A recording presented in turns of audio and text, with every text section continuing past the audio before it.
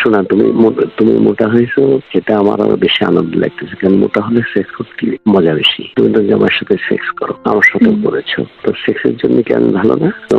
এখন সেক্স আমার মাথার উপর উঠে গেছে একেবারে, এমন সেক্স ফিল করতেছি আমি কাঁপছি। কিন্তু একটু ওয়েট করো, আমি আসছি।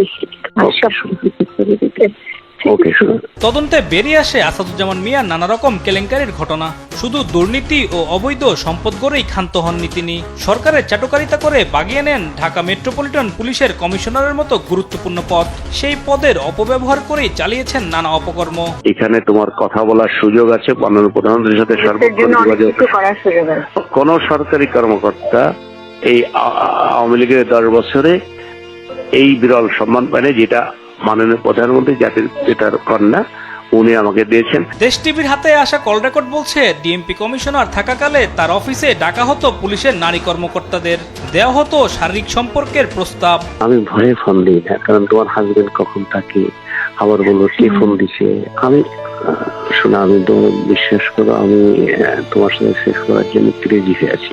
হ্যাঁ শোনা, অনেক ক্রেজি হয়ে আছি তোমার সাথে সেক্স করার, তোমাকে আদর করার জন্য ক্রেজি হয়ে আছি। তুমি অফিসে আসলে তো কোনো ক্ষতি নাই, কারণ এখন সে কোনো অর্ডার লিটার তার নেই। আমাদের কেউ ছিলেও না, তুমি বিলিভ করবা, আমাদের কেউ ছিল না। আমি শোনো, পুরোনো অর্ডার লিটার তো কেউ নেই, তুমি আসলে এখন কেউ চিনবে না। তাই তো অফিসে, আমার অফিসটা আমি যে কোনো সময় তোমার অফিসে আসতে পারবো। এনি টাইম তুমি তাহলে ফোন করবা যে আমি আসি কিনা, ফোন করে তুমি চলে আসবা। ঠিক আছে।